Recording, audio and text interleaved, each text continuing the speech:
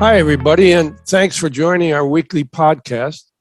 I'm Robin Lewis, founder and CEO of the Robin Report, which, by the way, is really much more than a daily report. It really is a knowledge platform from which we communicate thought leadership on various strategic topics, yes, through our reports, but also these podcasts, webinars, and maybe in the future live events when everything gets cleaned out with this virus. So along with our chief strategist, Shelley Kohan, who, by the way, is also a professor at FIT and Syracuse University, we welcome you to our conversation on the topic of brand reputation, more important than ever. And I am thrilled to have a guest today that I've known for a long time. And quite honestly, visiting our podcast last year with rave reviews. So please welcome Kim Kitchings, Senior Vice President of Consumer Marketing for Kohan Incorporated. Some of the key points that we're going to cover today include the change in consumer attitudes throughout the pandemic, how companies can protect brand reputation, and why greenwashing just does not work. So, Kim, can you first tell us about Kohan Inc. and what the company does, and then we'll jump right into our topics. Sure, absolutely, Robin. And thank you for having me today. Shelley, you also. Kohan Incorporated, we like to say, does everything from dirt to shirt. We provide cutting-edge scientific research, innovative product development, comprehensive textile industry expertise, robust consumer data insights that we'll share with you today. And then we utilize all this into our consumer marketing efforts for Kohan. Your listeners may also recognize us, Robin, as the company behind the iconic Seal of Kohan or the slogan, The Fabric of Our Lives campaign. Well, I have to be honest, Kim, I was super excited about the topics today, but I think you should kind of explain really the role of Kohan Inc., which is very interesting. And I also think it's a great contributor to the industry at large. You don't manufacture or sell any products per se, but you're kind of more of an advisor and an advocate of the cotton industry from producer to consumer. Absolutely. We've been known as a trusted resource for every link in the cotton supply chain for years. We're more than 50 years old now. Our agricultural and product development research area has more than 450 projects per year and developments. And this certainly helps us and contributes to our expertise and our ability to provide guidance and transparency. Our role is to also provide and promote cotton to the trade and consumers while highlighting its many uses and benefits. Something many people don't realize, though, Shelley, is that as a commodity program, and we are also a not-for-profit commodity program, that we report into the USDA. And what that means is that all of our messaging, advertising, programs, research have to be approved by the Agricultural Marketing Services, the AMS. So you'll never have anything come out of Kohan Incorporated that hasn't been approved or a claim that is not scientifically proven. And generally that's done by a third party. So when people see our research, when they see our promotional materials, they can trust the messaging, they can trust what we put forth about cotton and even other fibers. Yeah, this is very helpful, Kim. Thank you.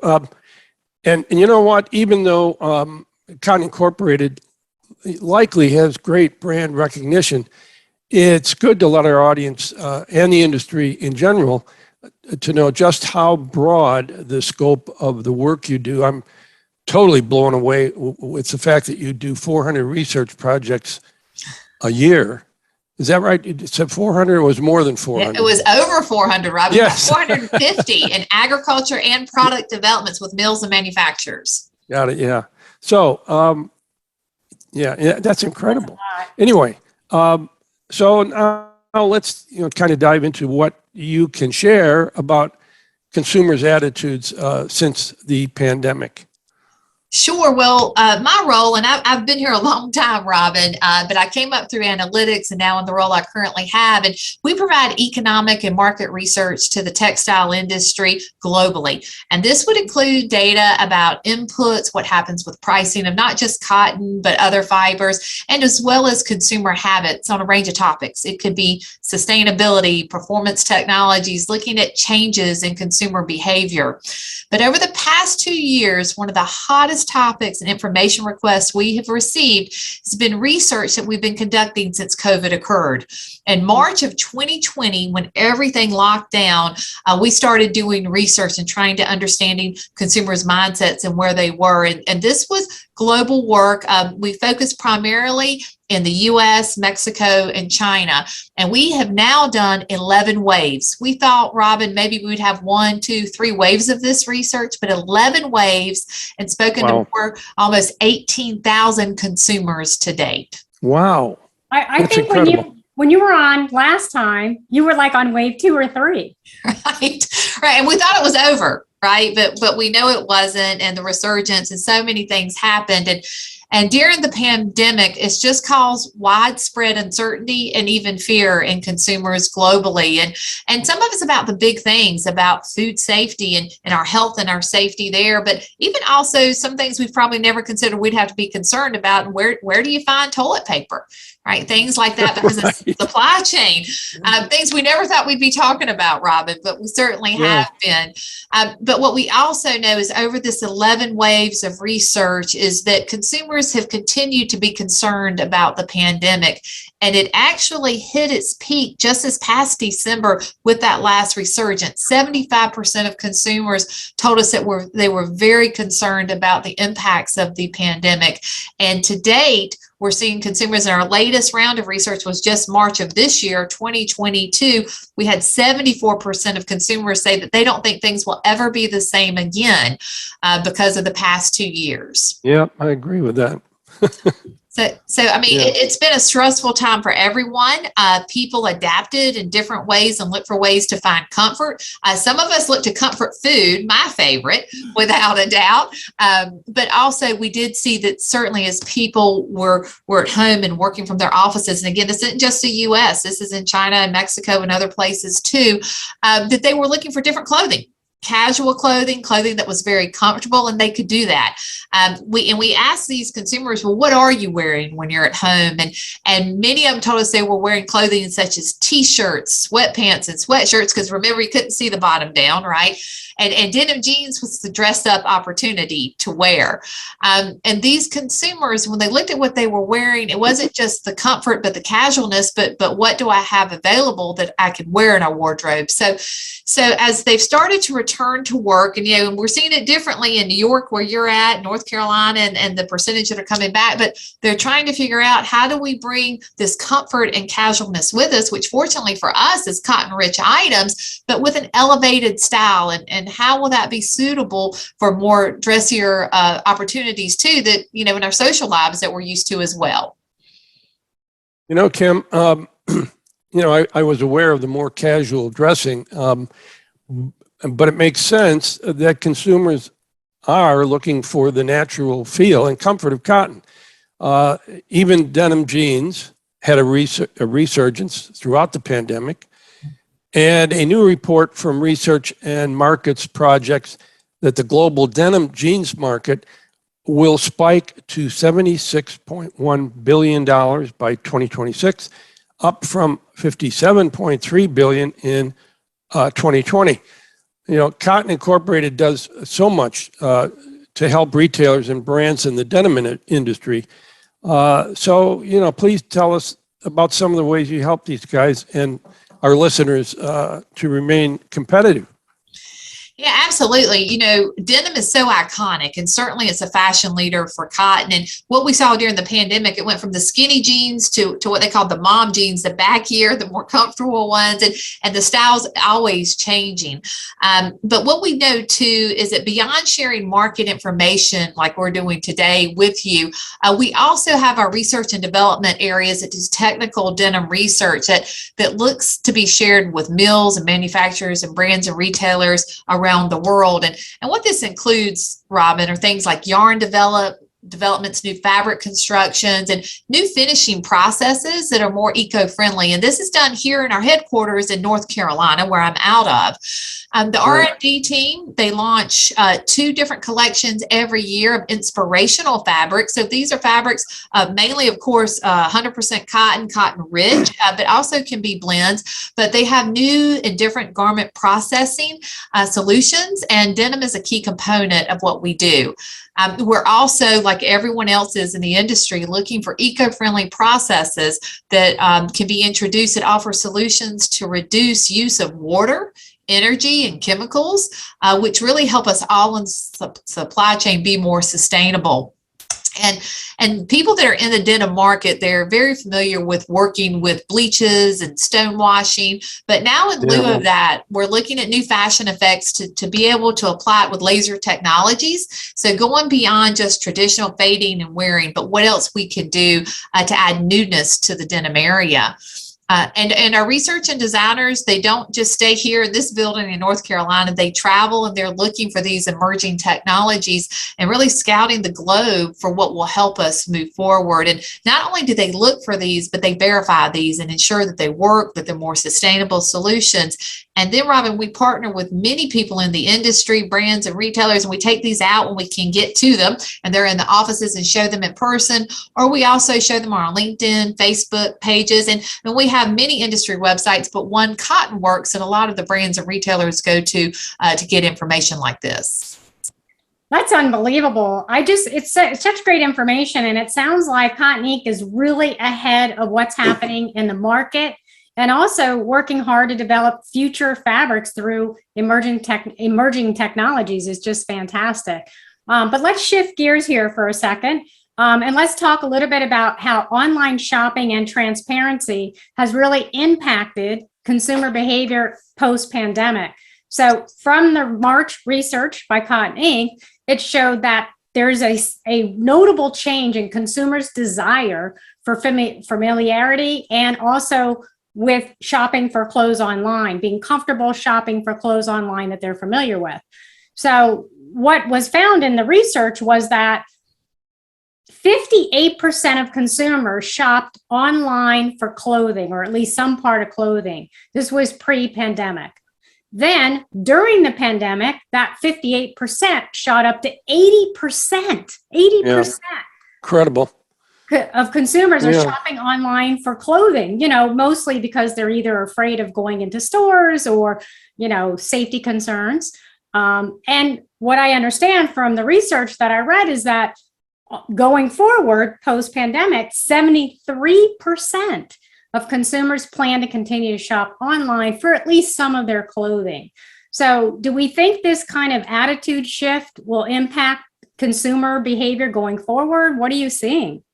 Sure. And, it's interesting. You cited some numbers that are really wide, right, in consumers. And you don't usually see movement like that. I've spent a career looking at these types of numbers, and that's significant. And of course, in some cases, Shelley, they didn't really have a choice. The stores were closed. If they wanted something, it had to be sent to them. But it did offer a lot of different conveniences. And what I also know is that over the years, consumers tell us a lot of things. But what I need to know is, does action or attitudes lead to action? And so really only time will tell.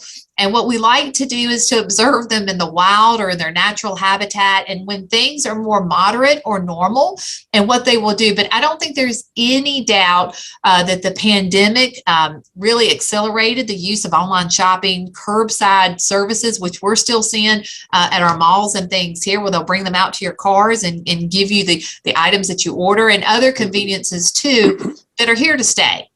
Consumers are now used to this. It's what they're going to want. But we also know from our current research that most consumers, one of the things they're looking most forward to and have been is getting back out and shopping.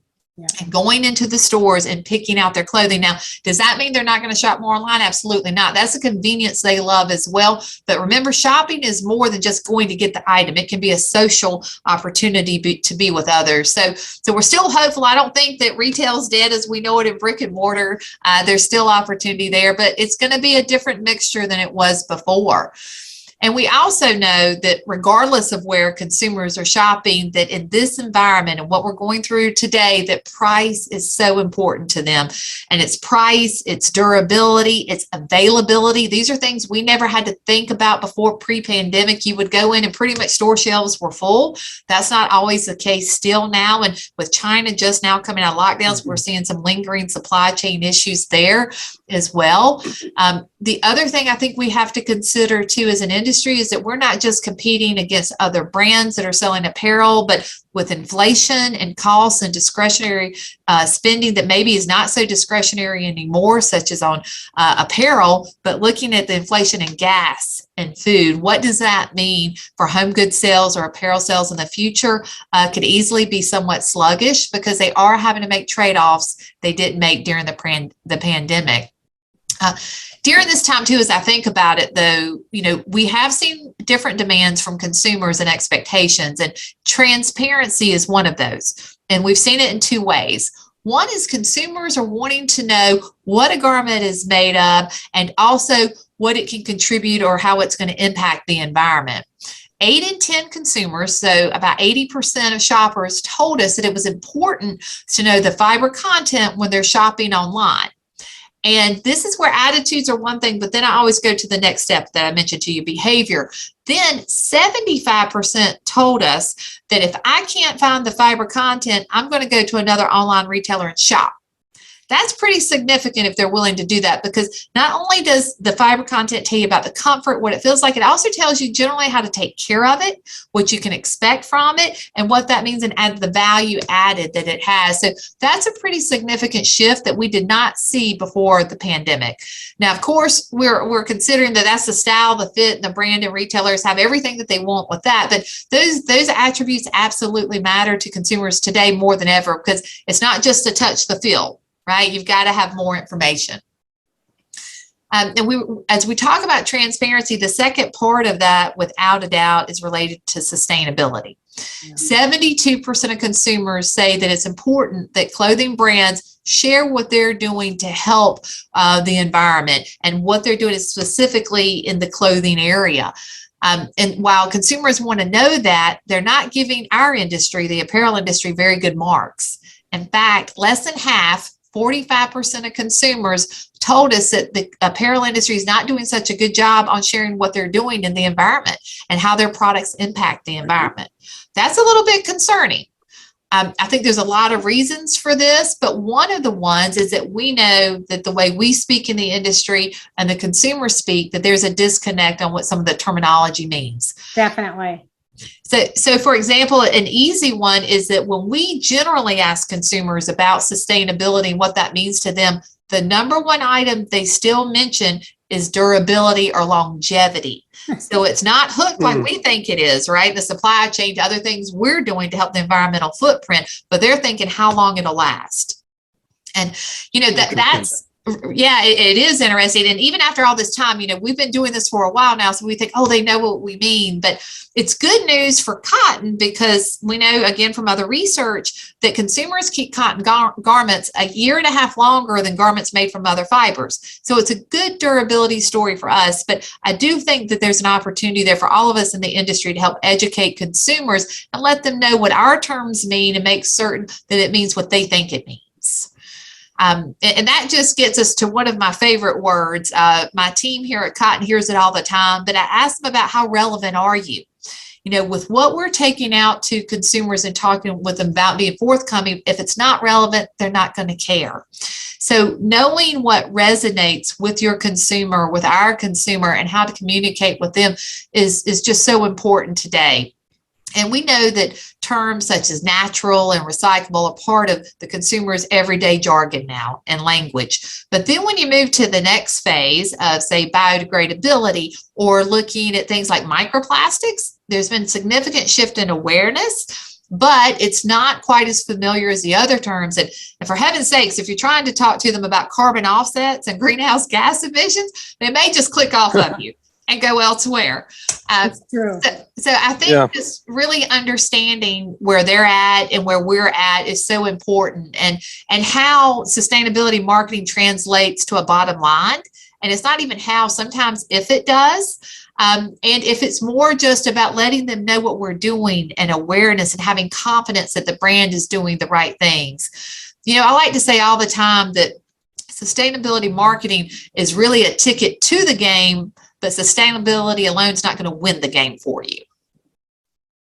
Yeah, I think that really is the big shift in consumers and their attitudes and value systems, because before the pandemic, probably long before it, as the CEO of Bloomingdale's, Tony Spring told me one day, he said, and this was a while ago, he said, the young people will talk the talk, but when they are in the store and they see a pair of jeans and another pair sitting, like right next to it or something very close to it, and the price difference is like $5,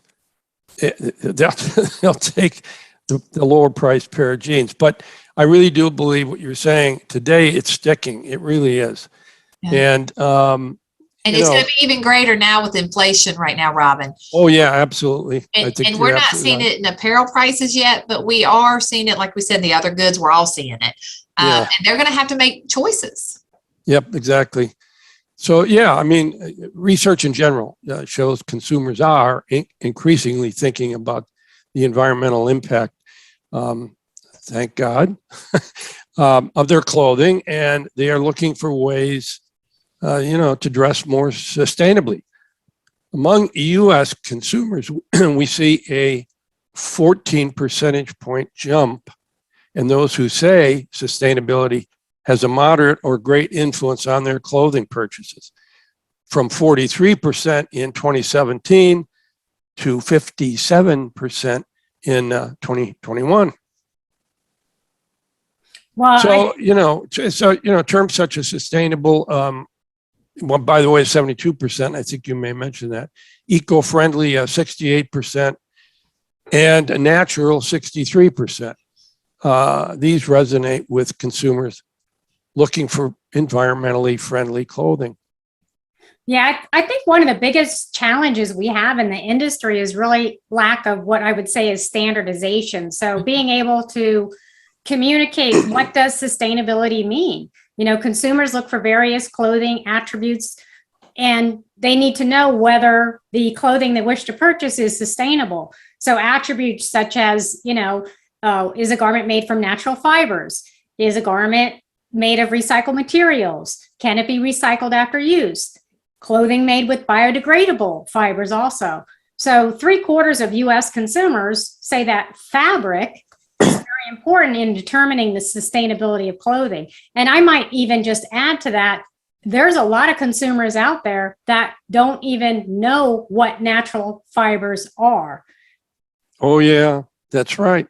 So, and we also know, by the way, that brand trust is high on their list, as 30% say they look for clothing made from trustworthy brands to ensure it's sustainable. So Kim, can you share with us how Cotton Inc. Has helped merge brand trust together with sustainability? Sure. Yeah. Some of that's been a very natural process, no pun intended. As Shelley cited, when you talk about sustainable clothing and consumers go ahead and they associate it with natural, recyclable, and biodegradability, it's no surprise that cotton is the go-to fiber. Right. And consumers tell us this, like 85% say that cotton is safe for the environment. And that's really important. And safety now is a very different word too, Robin, than it was 2 or 3 years ago before the pandemic. And so what that means, but by contrast, while 85% believe cotton is the safest fiber, less than half say that rayon, spandex, or polyester is safe for the environment. So they do have a familiarity with what cotton can do in a natural fiber. But even though consumers are aware of this, we saw an opportunity years ago to go into this market and help explain to consumers why recycling is important. So 15 years ago, in 2006, we started the Blue Jeans Go Green program. Now, this, of course, was 15 years ago. So it was before sustainability was that cool to market, right? Like everybody's been doing over the past several years. And the program was created to collect denim after consumers have worn it, used it, and loved it, and keep it out of landfills. But then it's a circularity story because we recycle it into another end use. So it could be insulation for homes or insulation into the food boxes that were wildly popular over the pandemic and have continued to be popular, but pet beds, mattresses, other things like that too. And Blue Jeans Go Green has really been a leader in the industry, especially the clothing and apparel industry, in recycling. And today we've had more than 400 brand and retail and other partners in the market participate in this program with us. And many that have retail stores or online stores also have come in, and they've offered consumers that would bring their denim in and recycle them a discount on the next pair. So it was really a win-win for everybody in the marketplace. And it's one of my favorite programs. And I think it's a great way to bring back that term relevant too, because that's relevant to consumers. You know, again, we talked earlier about how important price is. This is helping them save money, helping them do good, and showing them how. And that's really what we have to do in the industry and be an advocate for sustainability. Yeah, that's great. So going back to the way Cotton Incorporated is kind of set up, you know, under the oversight of the USDA and to publish only scientifically, proven research, messaging, and studies in a world searching for, transparency.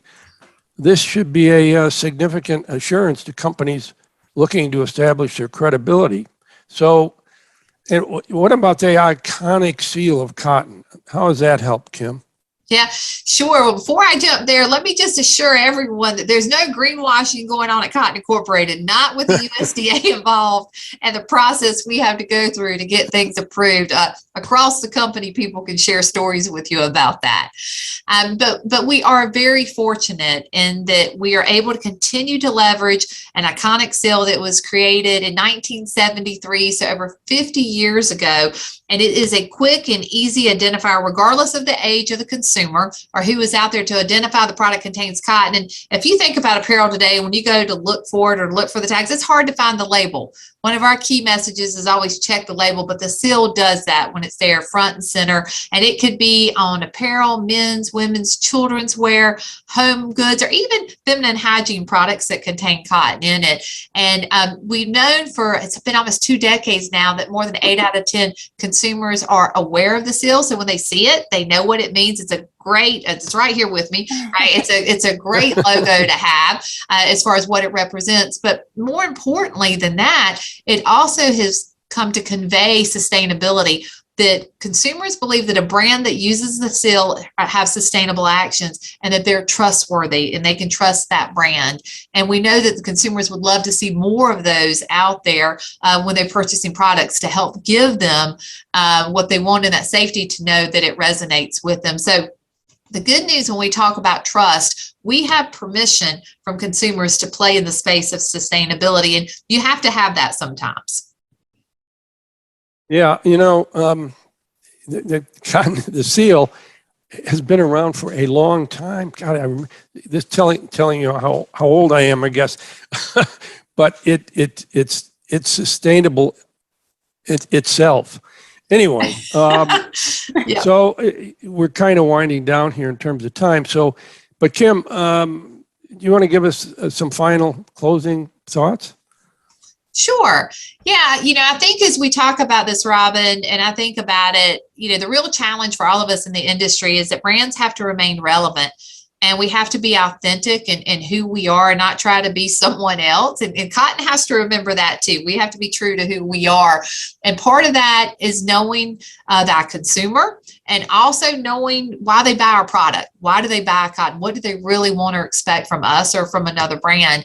And we know for us that cotton, and we talked earlier about denim, that we are really very fortunate because we're the only fiber fabric that has an emotional connection with consumers. When you talk about that, they see years of advertising and marketing and know, and also without a doubt, it's the comfort that it gives them. I mean, think of your favorite t-shirt, how many things have occurred while you were wearing that t-shirt.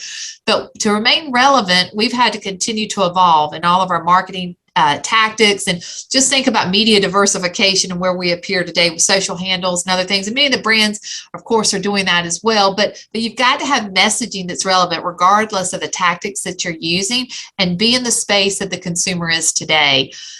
During the pandemic, and now when we start to talk about sustainability and how it's undefined and uncertain areas, cotton has been very fortunate that it has been the preferred fiber of choice. But as a company, and as we look forward and what we're going to do, we will continue doing research that honestly the consumer may never know that we do on behalf of the industry, but the supply chain will. And I'm talking about things such as looking at areas for advanced irrigation to help optimize water use, because we know what a challenge water use is.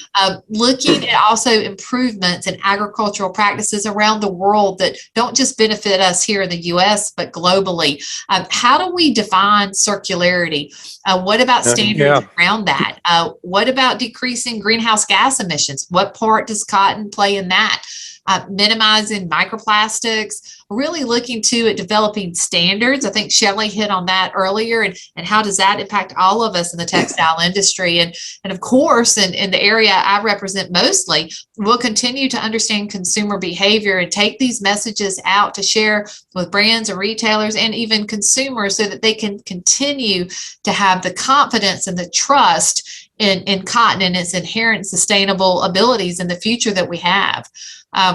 Really, as we think about developing brand trust and what that means, it is a journey that we're all on together, without a doubt. And I think, when I first came into this role, I had a destination in mind, and that we would go there. But as consumers have changed and evolved, and we have as a brand, that destination seems to be moving sometimes and changing on us. And I think the real question we have to ask ourselves, Robin, is are we as organizations in the textile industry, are we open to that change, and are we positioned to help the consumer through that change as well? Very good question, Kim. And as always, it's a pleasure to have you join us. You are terrific.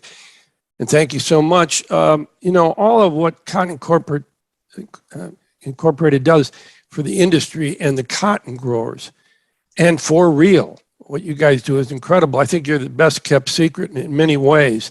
And your sustainability efforts could not be more important. So please tell our listeners and viewers how to reach you or become a supporter of Cotton Inc.'s mission. Sure, absolutely. Well, first I'm going to tell you, check your label. Make certain you're wearing cotton. That's what we want you to do. Well, I am right now. This is cotton. That's right. I am to a different version, right? When you go maybe a little more elevated style, trying to make certain I can bring that with me today. But you can also learn more and visit our websites, and we have different ones. But if you're interested in more data, like we've talked about today, the Lifestyle Monitor website, you can just go to Google and type that in. Also, we've got TFOL, the Fabric of Our Lives website, which is really consumer facing, but some great information about different cotton materials, how to get stains out, and even to shop cotton products to help if you're looking for gifts or things. And then for sustainability, we have a scientific site, Cotton Today, that you can go to and get information as well. And it's just a breadth of information at the company. And we're here to help at any time in the business of all things cotton. So we hope we can do that.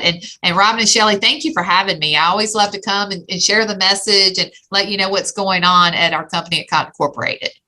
We love to have you. We really do. I echo Robin's thoughts as well. Every time you're on, I learn so much information. The research you do is amazing. We're so thankful to have you on our podcast. So for our listeners, you can find more of our podcasts on Apple, Buzzsprout, Spotify, and of course, therobinreport.com. Look for us on YouTube, where we now broadcast our podcast as well. And please follow us on social media, link in with us, follow us on Twitter for the latest thoughts on the industry. And I want to thank everybody so much again. And by the way, as I say every week, if you've got a topic that you've been thinking about and you would like Shelley and I to cover it, just send me an email at robin@therobinreport.com. And thank you all again very much.